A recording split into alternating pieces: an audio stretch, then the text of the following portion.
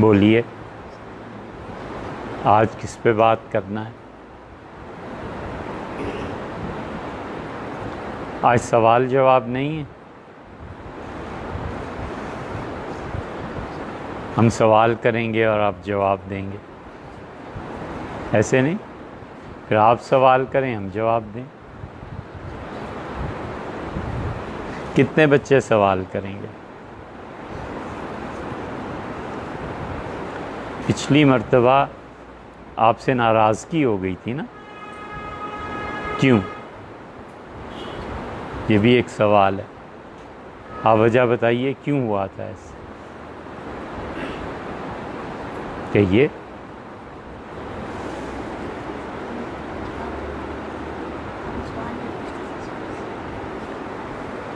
ये नहीं कि आपने हाँ, याद आ गया। जी हाँ, जी हाँ। जो लफ्ज़ आपको समझ में नहीं आता, अगर आप पूछते नहीं हैं तो फिर क्या फ़ायदा? फिर तो ऐसे ही है जैसे ये दीवार से बात कर ली, इससे बात कर ली, लकड़ी से। अब देखें ना, ये लकड़ी है, इससे हम बुरा भला कहें, इसकी तारीफ़ करें, वो आगे से बोलती नहीं। तो जो बच्चा सवाल ना करे, समझ में नहीं आई कोई बात और ना पूछे, और मुरीद जो पूछे, इन दोनों को कहते हैं जंगल भेज देना चाहिए, गधे। तो इसलिए आप लोग पूछेंगे तो बात बनेगी। पिछली मरतबा क्या लफ्ज़ था जिसे समझना था? हैं? आबिला। आबिला किसे कहते हैं?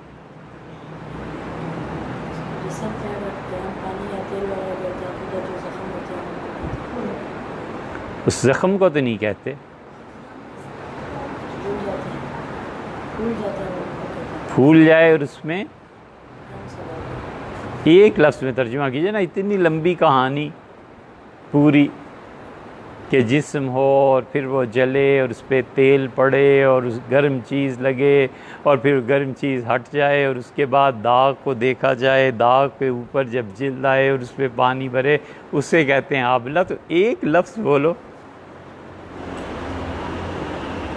आपके घर में उसे क्या कहते हैं? आबिला कहते हैं। आपके घर में क्या कहते हैं? बोलिए। ज़ुबान तो बोलने से आती है ना, आप बताइए। छाला।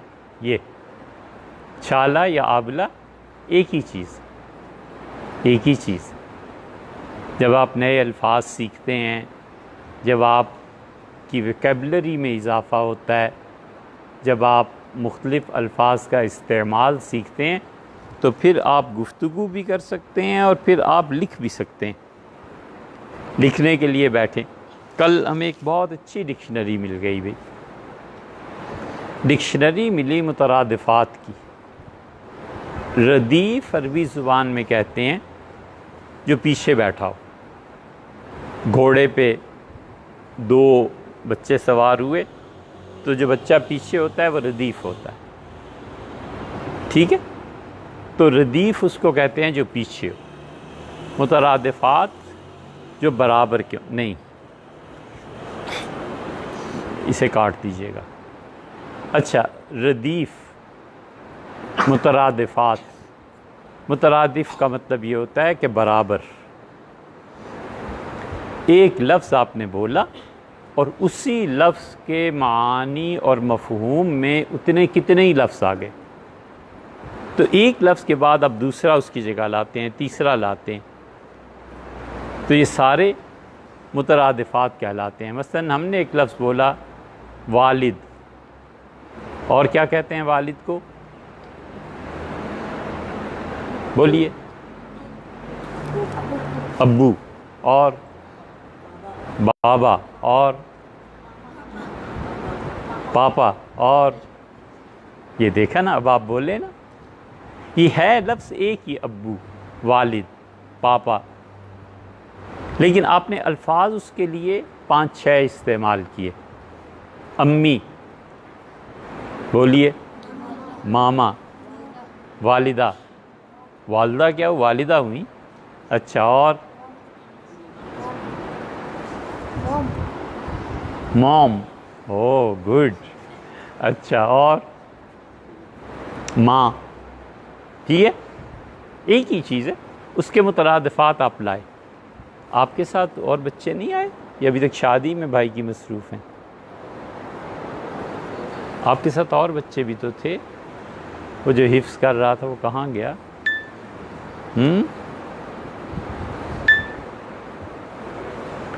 वो जो फ्रांसीसी, अच्छा ये है। आपके साथ कहाँ गया दूसरा बच्चा?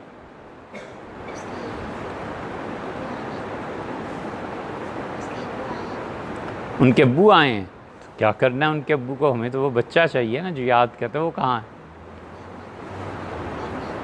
घर में। उसके वालिद साहब कहाँ हैं? नीचे हैं, घर में है। अच्छा ठीक है, क्योंकि उस बच्चे को आना चाहिए था, हमें ये देख के बच्चा याद आया। तो लफ्ज़ एक ही होता है बेटे, उस लफ्ज़ की रिप्लेसमेंट में, उसकी जगह पे आप जब दूसरा लफ्ज़ लाते हैं ना, ये मुतरादिफ़ात होते हैं। हमें एक डिक्शनरी मिल गई और बहुत मोटी डिक्शनरी हम लाए हैं कि मुतरादिफ़ात क्या होते हैं। वो आप ज़रा देखेंगे, जब आप बड़े हो जाएंगे तो आप उससे इस्तेफ़ादा करेंगे इंशाअल्लाह। तो आपको समझ आ जाएगी कि अगर एक लफ्ज़ कहीं फ़िट ना आता हो तो दूसरा लफ्ज़ बोल दिया जाए, दूसरा लफ्ज़ ना फ़िट आता हो तो तीसरा। ये आम तौर पे शुअरा को ज़रूरत पेश आती है कि शायर जब ऐसे करते हैं, कोई शेर कहते हैं, तो उन्होंने जो लफ्ज़ भी वहाँ पर रखना हो उसको मुनासिब तरीके पे वो चुनते। अच्छा, तो बात तो शुरू हुई थी आबला से कि छाला, ठीक है, ये आपको समझ नहीं आया और हमने कहा आप पूछते क्यों नहीं। तो इसलिए जो लफ्ज़ आपको समझ में ना आए आप उसे पूछिए। इल्म इसी चीज़ का नाम है, और आहिस्ता आहिस्ता ये चीज़ें आपके पास बढ़ती। इंसान किसी भी चीज़ को समझने के लिए सबसे पहले अपनी ज़हनी ताकत को इस्तेमाल करता है कि ये क्या चीज़ है। मसलन आपने ये लकड़ी देखी तो आपके ज़हन में सवाल उठा कि ये क्या है। उसके साथ ही आपके ज़हन ने जवाब दिया कि ये लकड़ी है। जवाब हो गया ना। एक चीज़ आप देखते हैं, आपको समझ ही नहीं आती कि क्या चीज़ है। अब जो वो प्यास लगी ना कि पूछें किसी से ये क्या चीज़ है, ये इल्म है। इल्म ऐसी चीज़ है कि इल्म खुद जब मालूम हो गया आपको कि ये चीज़ जो है, ये तो इसे गालीचा कहते हैं। अब गालीचा किसे कहते हैं, ये आपके जहन में सवाल उठा ना।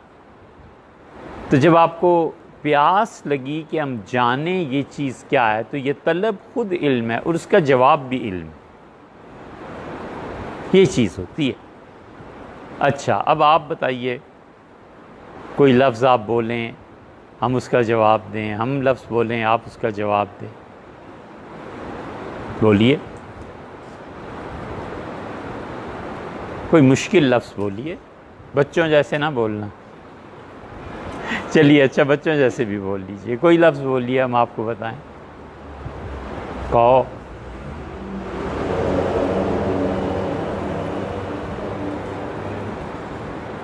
जुस्तजू लफ्ज़ है ना। जुस्तजू का क्या मतलब?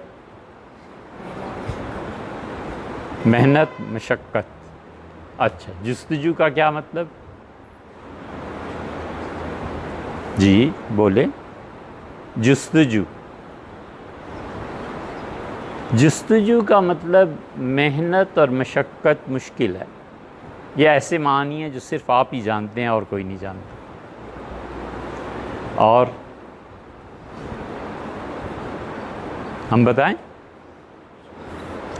फ़ारसी में एक मस्दर है जुस्तन, और जुस्तन का मतलब है खोद, कुरेद, किसी चीज़ की तह तक पहुंचने की काविश और कोशिश, इसी माना में करते हैं कि तलब, सवाल, इन सब मानी में ये लफ्ज़ आता है। तो कहते हैं कि तुम्हें क्या जुस्तजू है, यानी तुम क्या ढूंढ रहे हो। जुस्तन, ढूंढने के माना में। तुम क्या तलब कर रहे हो, आपको क्या चीज़ चाहिए। गालिब कहते हैं जला है जिस्म जहां दिल भी जल गया होगा। जला है जिस्म जहां दिल भी जल गया होगा, कुरेते हो जो अब राख, जुस्तजू क्या है। यानी आग ने सारे जिस्म को जला दिया है, तो जो दिल जिस्म के अंदर था वो भी जल गया। कुरेदते हो जो अब राख, राख को जो कुरेदते हो। कुरेदना किस माना में है, कुरेदने को कुरेदना क्या होता है, आप बताइए पहलवान जी, आप बताइए कुरेदना क्या होता है। कुरेदना, खोदना जी, उसके करीब करीब। और खोदने से भी ज़्यादा बारीक कुरेदता है, बिल्कुल तह तक जाना चाहता है। कुरेदते हो जो अब राख, राख को जो तुम कुरेद रहे हो, अब राख कुरेदने के लिए कोई फावड़ा थोड़ा ही मारेगा। उसको कुरेदने के लिए तो कोई सुई ले लेगा, कोई डंडी ले लेगा, उससे आहिस्ता आहिस्ता उसे कुरेदेगा। कुरेदते हो जो अब राख, अब ये जलने के बाद मेरे जिस्म के और दिल की जो तुम देख रहे हो ना, बार बार उसे हटा के, जुस्तजू क्या है, चाहते क्या हैं आप, ढूंढ क्या रहे हैं। मतलब ये हुआ कि आप ये चाहते हैं कि अब कोई आग अगर बाकी रह गई है, कोई चीज़ जलने से रह गई है, तो उस आग में और मज़ीद जला दिया जाए। कुरेदते हो जो अब राख, जुस्तजू क्या है, अब आपको क्या पड़ी है, अब आप क्या ढूंढ रहे हैं। एक लफ्ज़ हमने बताया जुस्त, एक लफ्ज़ अब आप बोलिए, कोई एक लफ्ज़ आप बोलें।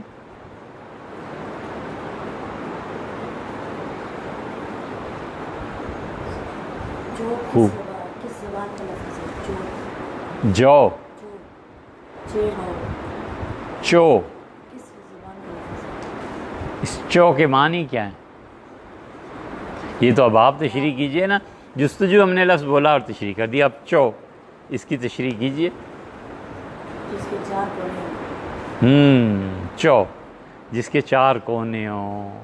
उस दिन चौधरी की बात हो रही थी ना, है ना, ये आपको याद है लफ्ज़। ये असल में हिंदी, संस्कृत से आया है हिंदी में ये लफ्ज़। चो, चार कोने, चार अतराफ, चौकोर, इसके चार कोने हों। और चौ को इस्तेमाल कीजिए आप, चौबारा, और चौखट, चौखाट। खूब खूब, इसका मतलब है आप लोग सुनते भी हैं और याद भी रखते हैं। अच्छा, चौ, ठीक है। संस्कृत जो है ये खालिस हिंदुओं की ज़ुबान किसी ज़माने में होती थी, और हिंदुओं से पहले और अक़वाम की भी थी, लेकिन आप बस इतना समझ लीजिए कि हिंदुओं की जो मज़हबी किताबें थीं वो संस्कृत में थी। संस्कृत एक ज़ुबान थी और उसमें अब तक भी है वो। और हिंदुओं में सबसे ऊपर की, टॉप की जो ज़ात समझी जाती थी, उन्हें कहते थे ब्राह्मण। और ब्राह्मण लोग जो होते थे ये मज़हबी किताबें, मज़हबी चीज़ें पढ़ते पढ़ाते रहते थे। तो उनकी सारी मज़हबी तालीमात संस्कृत में थी। अब संस्कृत जानने वाले थोड़े रह गए, तो ये उस ज़ुबान से लफ्ज़ हिंदी में फिर उसी तरह उर्दू में आता चला गया। इसीलिए बेटे, जिस भी मज़हब के लोग उसकी बुनियादी ज़ुबान को भूल जाते हैं या छोड़ देते हैं ना, उनमें वो मज़हब भी बाकी नहीं रहता। मज़हब की जो बुनियादी ज़ुबान है ना, उस पर कायम रहना चाहिए। हमारे मज़हब की अपनी बुनियादी ज़ुबान क्या है? अरबी। अरबी जो है वो इस्लाम की बुनियादी ज़ुबान। अब मसलन कल को कोई उठता है और कहता है कि आप नमाज में ज़ुबान तब्दील कर दीजिए, आइंदा से नमाज पंजाबी में पढ़ा करेंगे, तो पंजाबी में नमाज कैसे पढ़ेंगे?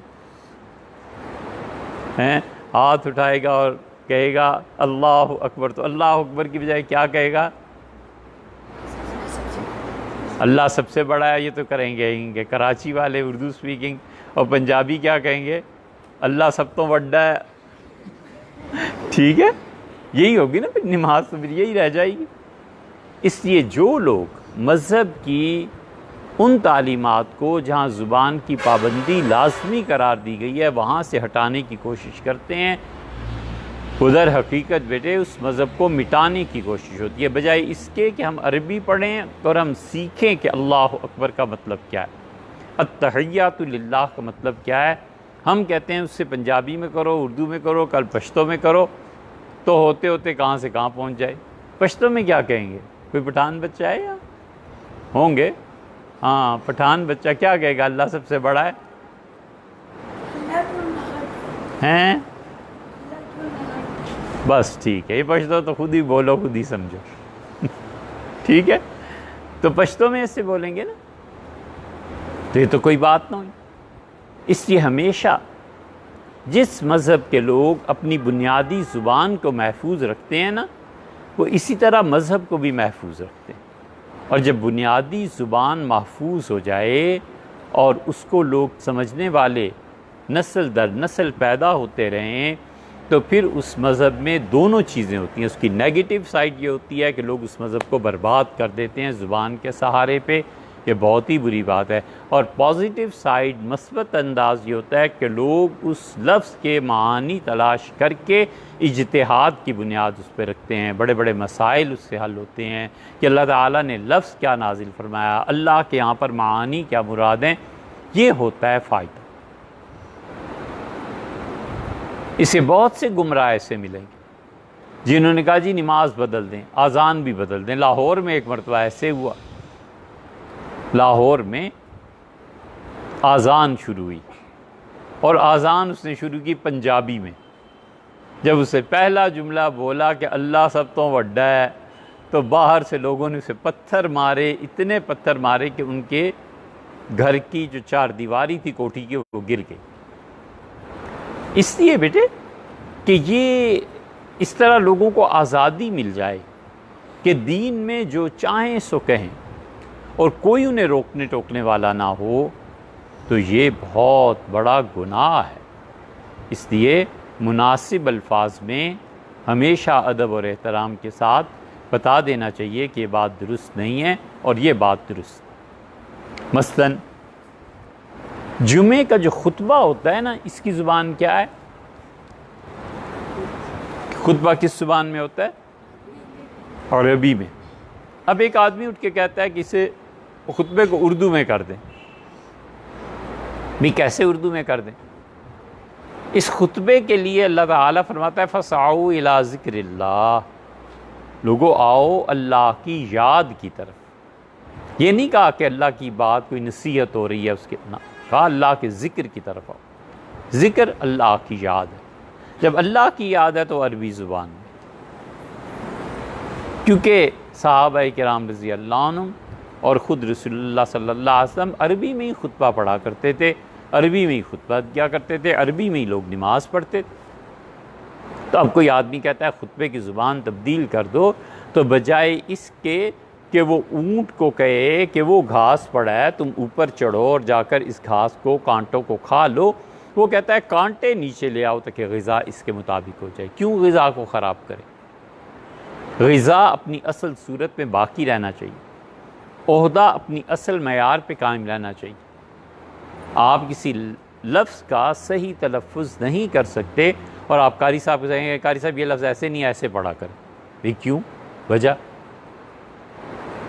मसलन आपने कहना है कि कौसर और आप पढ़ते हैं कौसर, सा कहाँ से अदा होता है? जी बोलिए। ज़ुबान की नोक, बहुत अच्छे। बस उसूल ज़ुबान की नोक पे आया ना। अब सा की बजाय बच्चा सीन पढ़ता है, कौसर, सर। अब उस्ताद कहते हैं इसे ठीक कीजिए, पढ़िए कौसर, सा। वो कहता है नहीं हजरत आप नीचे आ जाएं, मैं ऊपर नहीं जाता, आप नीचे आ जाएं। ये तो कोई बात ना हुई। ऐसे है ना। इसलिए बेटे हमेशा जंप लगाते हैं, ऊपर जाते हैं, जो मायार है उसे नहीं गिराते। ज़िंदगी में कभी मायार नहीं गिराना चाहिए चीज़ों, हमेशा मायार की चीज़। एक आदमी चाहता है कि वो आम खाए, बाज़ार में गया, अब वो कहता है आम दे दो। उसने आम दिया, उसमें कीड़े पड़े हुए थे। वो दूसरा दोस्त से कहता है खा लो यार, कोई बात नहीं, क्या हुआ, कीड़े हैं, आम में गोश्त पड़ा हुआ है। कितना गंदा है। बजाय इसके कि वो उसे कहे कि इसको छोड़ें साहब, ये वापस करें, पैसे वापस दें, हम 1 मील चल लेंगे, कोई बात नहीं है, और वहाँ से अच्छे आम लेके खाएंगे। अब उस बच्चे ने अगर वो कीड़े वाले आम खाना शुरू कर दिए तो बेटे इसका मतलब ये है कि उसने अपने ज़ौक़ के ख़राब होने की बीच पे ला दी और उसका कोई स्टैंडर्ड नहीं रहा। सही है ना। इसलिए हमेशा जो स्टैंडर्ड की चीज़ें दुनिया में अल्लाह ने भी मुतय्यन फरमाई हैं उस तक पहुँचना है। ये थोड़ा ही है कि ये चूँकि इस चैप्टर में से, इस बाब में से कारी साहब ने ये सूरत तो सुननी नहीं, लिहाजा इसे बाद में याद कर लेंगे ना, बिल्कुल नहीं। इसे याद करके आगे चलना है। अगर आप इसे याद नहीं करेंगे तो नतीजा ये निकलेगा कि आपको काहली और सुस्ती की आदत पड़ जाएगी और ये फिर बेड़ा गर्क कर दे। फिर अल्लाह ताला आपसे कोई काम भी नहीं लेता। अल्लाह ताला काम लेता है उन बंदों से जो बंदे उसके अपनी तरफ से कोशिश और मेहनत करके अपने आप को किसी दर्जे पे पहुंचाते हैं और वो खुदा को कहते हैं कि अल्लाह मैं इस दर्जे पे पहुंच गया हूँ, अब मुझे ज़िंदगी में काम करने का मैदान दे। अल्लाह ताला मैदान भी फराहम कर देते हैं। अल्लाह ताला दिखा देते हैं कि ये काम करो, ये करो, ये करो। इस तरह हुआ करता है। उसकी क्या मिसाल दें आपको। तो इसलिए बच्चों हमेशा जब आदमी अपने आप को साबित कर देता है ना कि मैं इस स्टैंडर्ड का हूँ, और इसका फ़ायदा सिर्फ दुनिया में नहीं होता, आखिरत में भी होता है। अल्लाह के यहाँ भी इसका बहुत फ़ायदा है, क्योंकि आदमी ने साबित कर देना है कि अल्लाह मैं इस काबिल हूँ। फिर अल्लाह उसे जहन्नम में भी नहीं फेंकता, अल्लाह उसे सज़ा भी नहीं देता। आपको एक छोटा सा किस्सा सुनाएं। फ़िक़्ह हनफ़ी में इमाम मोहम्मद रहमतुल्लाह अलैह बड़े कमाल के आदमी थे। इमाम मोहम्मद रहमतुल्लाह अलैह ने सही माना में फ़िक़्ह हनफ़ी को अरूज पर पहुँचाया है। एक ये थे, एक इमाम यूसुफ़ रहमतुल्लाह अलैह। इमाम मोहम्मद रहमतुल्लाह अलैह बहुत पढ़ते थे, बहुत पढ़ते थे, रात रात भर पढ़ते रहते थे। लेकिन बच्चों आपने कभी नहीं ये ना करना, कभी भी। बहुत बुरी आदत। ये उन्हीं लोगों की शान थी कि वो रात भर जाग के भी सुबह फजर में आ जाते थे और नमाज जमात से पढ़ते थे। बहुत बुरी आदत है कि रात को सारी जगते रहे और फजर अपनी पढ़ के सो गए। नहीं करना चाहिए, नहीं करना, कभी भी ना करना। हमेशा इशा पढ़ के सो जाओ, सुबह फजर में नमाज में हाजिर। ठीक है ना। जो बच्चे रात रात भर जागते रहते हैं ना, ये सुबह उठ के फिर जमाइयाँ लेते रहते हैं सारा दिन चमगादड़ों की तरह। और कौन सा जानवर है जो रात को क्या जागता? उल्लू। बस आगे कुछ नहीं कहते, आप समझ जाओ कि तुम क्या करने चले हो। ठीक है। हमेशा इशा पढ़ते ही सो गए और सुबह फजर से हो सके तो आज़ान से भी पहले उठ गए। बस उस वक्त 2 रकतें पढ़ के अल्लाह से मांग लिया कि अल्लाह मुझे ये इम्तिहान देना है, अल्लाह मुझे मेरे लिए आसानी फरमा। ये बेहतरीन ज़िंदगी। हमने अपने बहुत से उसातिज़ा को देखा, रात रात भर जगते थे। वो एक मसला था बेटे, जिसके साथ जो भी था अल्लाह ताला उन्हें अजर से नवाजे, और उनकी मौतें भी फिर ऐसी थी कि पता चलता था कि रात शब बेदारी, अल्लाह के साथ ताल्लुक़, अल्लाह ने उन्हें किस मुकाम पे पहुँचा। अल्लाह ताला ने ऐसे लोगों के मुतल्लिक़ फरमाया है कि कानू कलीलम मिनल लैली मा यहजऊन, हमारे बंदे तो हैं जो रात को बहुत थोड़ी देर सोते हैं, लेकिन आप ना कीजिएगा ये, ठीक है ना, बिल्कुल नहीं करना। 6 घंटे सो, 8 घंटे सो, अपनी नींद पूरी करो। और ऐसे ना हो कि जब पढ़ने जाओ तब जमाइयाँ आ रही हैं, नींद अभी किस बात की नींद भी, अभी आप 8 घंटे सोए। सर्दियों में 9 बजे सो जाते हैं बच्चे, हैं इतना वक्त मिल जाता है, और सुबह 7 बजे नमाज होती है। अब जो बच्चा रात को 10 बजे सो गया, चलो, और सुबह 6 बजे तक सो रहा है, तो कितने घंटे हो गए? 8 घंटे। अब भी वो उठ के अगर जमाइयाँ ले रहा है, अब भी उससे नींद आ रही है, तो उससे करना क्या है? मुर्दों से शर्त लगा ली है कि कौन ज़्यादा देर लेटेगा। ये भी मुहावरा है कि मैं तो मुर्दे से शर्त लगा के सो रहा हूँ, मतलब ये कि तुम पहले उठोगे कि मैं पहले उठूँगा। ठीक है बेटे, कभी भी ये नहीं करते। इशा पढ़ते ही बस फ़ौरन मगरिब के बाद अपना खाना ना खा लिया, इशा से पहले नमाज़ पढ़ी, ज़्यादा से ज़्यादा थोड़ी सी वॉक की, और उसके बाद सो गए, और बिल्कुल फजर से पहले उठे। इमाम मोहम्मद रहमतुल्लाह अलैह बहुत सेहतमंद थे, उनका मुबारक जिस्म भी फैला हुआ था। तो उनके शागिर्द असद इब्न फ़ुरात कहते हैं कि मैं उनके पास गया, तो मैंने उनसे कहा कि हज़रत आप मुझे पढ़ा दें, और मुझे भेजा था मदीना मुनव्वरा से इमाम मालिक ने। मैंने इमाम मालिक रहमतुल्लाह से कुछ चीज़ें पूछी, तो उन्होंने कहा कि तुम कहाँ से आए हो? तो मैंने उन्हें बताया मैं स्पेन से आया हूँ, हस्पानिया। उन्होंने कहा ऐसे सवाल हमारे शहर में बच्चे नहीं किया करते, अगर तुम्हें इतने ही सवालात और जवाबात का सिलसिला और शौक़ है तो तुम कूफ़ा चले जाओ इराक़ में, और वहाँ पे इमाम मोहम्मद रहमतुल्लाह के मुतल्लिक़ के मेरे शागिर्द हैं, उनसे पूछो, वो तुम्हें ये मसाइल का हल और ये चीज़ें बताएंगे। असद इब्न फ़ुरात रहमतुल्लाह अलैह कहते थे मैं चला गया। तो इमाम मोहम्मद रहमतुल्लाह अलैह मुझसे फरमाया कि देखो बेटे, दिन और रात में कोई वक्त अब फारिग नहीं रहा कि मैं तुम्हें पढ़ाऊँ, मैं अब क्या करूँ, वक्त ही नहीं। तो मैंने उनसे कहा कि आप मुझे पढ़ा दें, मैं स्पेन वापस जाऊँगा और मैं अपनी कौम के लोगों को इल्म सिखाऊँगा। तो इमाम मोहम्मद रहमतुल्लाह ने फरमाया कि अच्छा इस तरह करो, रात जब मेरे सोने का वक्त आ जाए ना, तुम देखो कि मैं सोने जा रहा हूँ, उस वक्त आ जाया करो किताब लेके, तो मैं तुम्हें पढ़ा दूँ। वो कहते हैं मैं जाता था, और इमाम मोहम्मद रहमतुल्लाह अलैह ने, उन्हें नींद भी आती थी, ज़ाहिर है सेहत जो अच्छी थी, तो उन्होंने एक पानी का कटोरा पास रखा हुआ होता था, जब उन्हें नींद आने लगती थी पानी में हाथ डालते थे और आंखों पे मल लेते थे, फिर थोड़ी देर के लिए नींद गायब हो जाती थी, पड़ा। फिर जब मुझे नींद आती थी तो मेरे मुंह पे पानी डाल देते, मुझे नींद आती थी तो पानी लेके मेरे मुंह पे छिड़क देते थे। सही है, जब मुझे नींद आती थी तो पानी लेके मेरे मुंह पे छींटा मारते थे। छिड़क देना, छींटा मारना, डाल देना, ये सब क्या हो गए? मुतरादिफात। ठीक है ना, यूँ होते हैं, यूँ अल्फाज बनते हैं। तो कहते थे कि इमाम मोहम्मद रहमतुल्लाह, वो फिर जाके इस्पानिया में, स्पेन में चीफ़ जस्टिस बने, और हनफी फ़िक़ा के साथ मालिकी फ़िक़ा जाकर वहाँ मिल गए। इसलिए दुनिया में 2 ही फ़िक़े हैं जिन्होंने मुल्कों पे हुक्मरानी किया, एक हनफी फ़िक़ा जैसे हमारे यहाँ बर्रे सग़ीर में थी, और उसके अलावा रूस तक, और एक दूसरी फ़िक़ा मालिकी थी कि फ़्रांस, स्पेन के सब वहाँ लोग रहे। और जब आप बड़े होंगे तो आपको फिर पता चलेगा कि फ़िक़ा हनफी और फ़िक़ा मालिकी के अलावा तीसरी फ़िक़ा वो अब बन रही है आहिस्ता आहिस्ता। जब से हम्बली आए हैं ना सऊदिया में, तो उनके फ़ैसले आहिस्ता आहिस्ता आ रहे हैं, कई सदियों में जाके वो बने तो बने।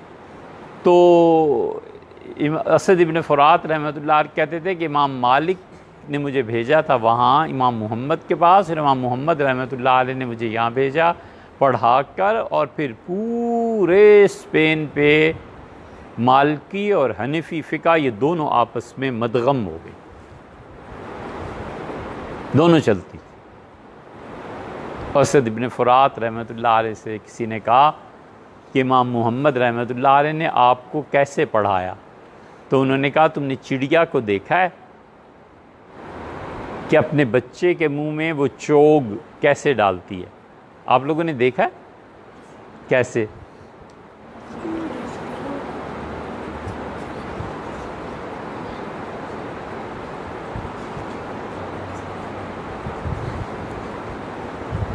अच्छा, तो चिड़िया क्या करती है? चोग अपने मुंह में लेके चोंच अपने बच्चे के चोंच के करीब जाती है, तो बच्चा चोंच को खोल देता है, वो फिर उसके चोंच में उसके मुंह में डाल देती है, फिर कोई चीज़ देती है, फिर ऐसे करती है। वो कहते हैं इमाम मोहम्मद रहमतुल्लाह अलैह ने मुझे ऐसे पढ़ाया, एक एक बात समझाई, एक एक नुक्ता समझाया, एक एक चीज़ मेरे दिमाग में दिल में उतारी। तो ऐसे पढ़ते हैं, ऐसे मेहनत होती है, ऐसे तहक़ीक़ होती है, ऐसे बच्चे इल्म सीखा करते हैं। तो इसलिए ये जब आप किसी मुकाम पे पहुंच जाते हैं ना बेटे, तो फिर इसका मतलब यह है कि आपने कंप्रोमाइज़ नहीं किया, किसी छोटे मुकाम पे आगे चलते चले गए। ये इमाम मोहम्मद रहमतुल्लाह जो थे ना, इल्म में बड़ा इनका मुकाम था, बहुत बड़े आदमी थे, कहने क्या उनके। और इमाम मोहम्मद रहमतुल्लाह अलैह ने बहुत फैलाया है हनफी फ़िक़्ह को भी, और उन्होंने दीन को बहुत फैलाया, इज्तिहाद किया। इमाम मोहम्मद रहमतुल्लाह अलैह का हो गया इंतकाल। हम बात आपसे ये कर रहे थे कि जब कोई आदमी किसी दर्जे पे पहुंच जाता है ना, तो अल्लाह उसके उस दर्जे की कदर करता है। तो आप किसी दर्जे पे पहुंच के दिखाइए, ठीक है ना। हिफ्ज़ ही नहीं है सब कुछ, हिफ्ज़ के बाद क़िराअत, क़िराअत के बाद फिर किताबें भी पढ़नी, ठीक है बेटे। इमाम मोहम्मद रहमतुल्लाह का इंतकाल हुआ तो उन्हें किसी ने ख्वाब में देखा। तो उसने पूछा कि इमाम सुनाइए क्या बना, अल्लाह ताला ने आपके साथ क्या मामला किया। तो उन्होंने फरमाया कि मैं अल्लाह ताला के सामने जब पेश हुआ तो मैं कांप रहा था, डर रहा था कि पता नहीं किस बात पे पकड़ हो जाए। तो अल्लाह ताला ने मुझसे फरमाया कि तुम क्यों इतना डर रहे हो। तो मैंने अर्ज़ किया कि मेरे परवरदिगार, मेरी किसी गुनाह पे पकड़ ना हो जाए। तो अल्लाह ताला ने मुझे मुस्कुरा के देखा और मुझसे फरमाया कि अगर तुम्हें अज़ाब देना होता, पकड़ना होता, जहन्नुम में फेंकना होता, तो इतना इल्म ऐसे ही तुम्हें दे देते। मतलब ये था कि दिया ही इसलिए था कि तुम्हें बड़े दर्जात पर बिठाएं। तो कहता है मैंने फिर पूछा कि इमाम अबू यूसुफ़, उन्होंने कहा जन्नत में 2 दर्जे मुझसे ऊपर मिले। मैंने कहा इमाम अबू हनीफ़ा, उन्होंने कहा वो तो अंबिया अलैहिस्सलाम के साथ उनकी रूह को रखा गया। ये बड़े लोग थे ना बेटे। कैसे बने? मेहनत करके, काम करके, और चैलेंज जो आता है ना ज़िंदगी में, वो हकीकत में बड़ा बनाता है। चैलेंज, चैलेंज का तर्जुमा क्या होगा? कोई करे, चैलेंज का तर्जुमा क्या होगा? मुकाबला, इम्तिहान, ठीक है। जब मुकाबले का आता है ना, फिर पता चलता है क्या होता, ठीक है बच्चों। तो आइंदा